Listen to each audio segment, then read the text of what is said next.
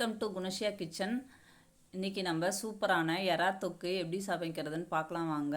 அதுக்கு தேவையான பொருட்கள்: எறா 1/4 கிலோ, ஒரு மீடியம் சைஸ் வெங்காயம், மீடியம் சைஸ் தக்காளி, சிறிதளவு பூண்டு, பச்சை மிளகாய் எல்லாத்தையும் பொடியாக கட் பண்ணிக்கணும்.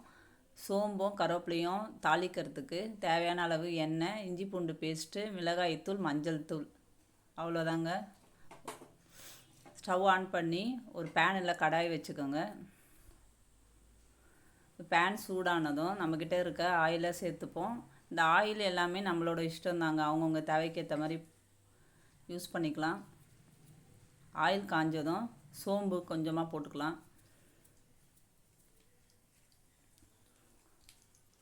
சோம்பு பொரிஞ்சதும் நம்மக்கிட்ட இருக்க பூண்டும் பச்சை மிளகாவையும் அந்த எண்ணெயில் போட்டுக்கலாம். இது வறுபட்டதும் கருவேப்பிலை தேவையான அளவு சேர்த்துக்கலாம். இது வதங்கின பிறகு நம்ம பொடியாக நறுக்கி வச்சுருக்க அந்த வெங்காயத்தையும் நம்ம இதோடு சேர்த்துப்போம்.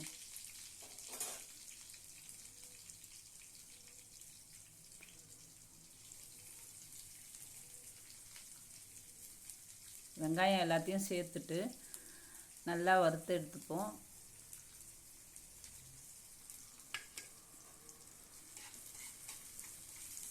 இந்த பூண்டு, பச்சை மிளகாய், வெங்காயம் எல்லாமே இந்த ஆயிலே நல்லா வறுக்கணும்.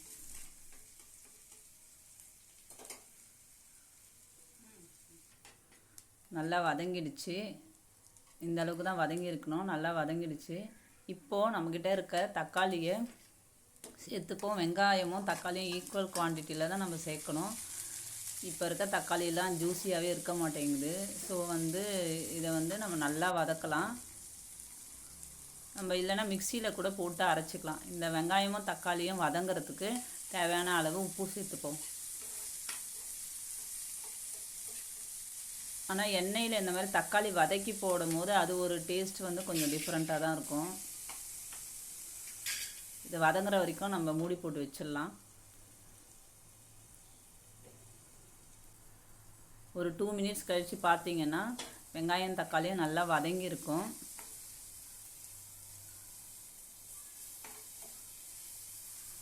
இப்போது இந்த தொக்குக்கு தேவையான மசாலாலாம் நம்ம சேர்த்துப்போம். மஞ்சத்தூள் கொஞ்சம், மிளகாய்த்தூள்,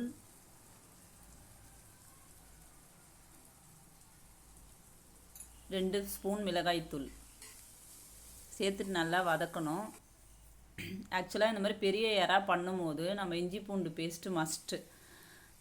சில பேருக்கு சீ ஃபுட்டுலாம் ஒத்துக்காது இல்லைங்களா, அதனால் இந்த எறா ரொம்ப பெரிய சைஸில் இருக்கும் போது இஞ்சி பூண்டு பேஸ்ட் எப்போவுமே போடணும். அதுவே நம்ம குட்டி குட்டி எறா இருக்கும் போது நம்ம இஞ்சி பூண்டு பேஸ்ட் போடணுன்னு அவசியம் இல்லை.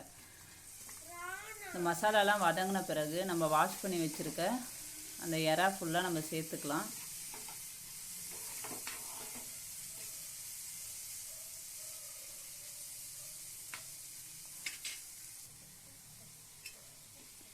எறா ஒரு 2 நிமிஷம் வதங்கின பின்னாடி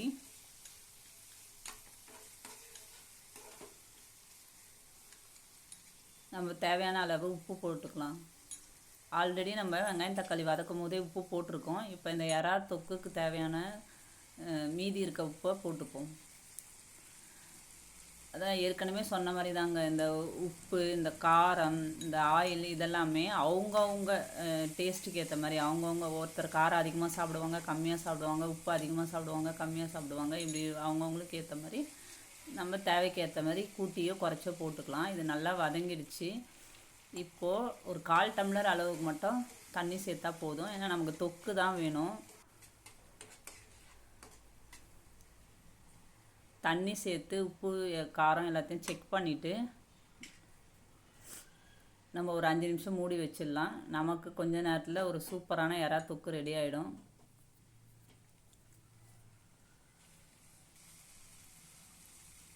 எறா தொக்கு ரெடி ஆகிடுச்சு.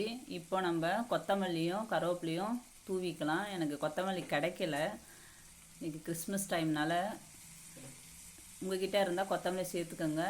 கொத்தமல்லிலாம் நான்வெஜ் மாதிரி பண்ணுற எல்லா ஐட்டத்துக்கும் போட்டு சாப்பிட்றது ரொம்ப நல்லாயிருக்கும். அந்த ஃப்ளேவரே வேறு லெவலில் இருக்கும். அவ்வளோதான், நமக்கு எறா தொக்கு ரெடி ஆயிடுச்சு. நான் வீட்டில் பருப்பு சாம்பார் பண்ணியிருந்தேன். அதுக்கு சைட் டிஷ்ஷாக எறா தொக்கு. உண்மையாகவே செம்மையாக இருந்துச்சுங்க எறா தொக்கு. பார்க்கறதுக்கும் சரி சாப்பிட்றதுக்கும் ரொம்ப செம்மையாக இருந்துச்சு. எனக்கு எறா சீ ஃபுட் எல்லாமே ரொம்ப மை ஃபேவரைட். அதனால் செம்மையாக இருந்துச்சு.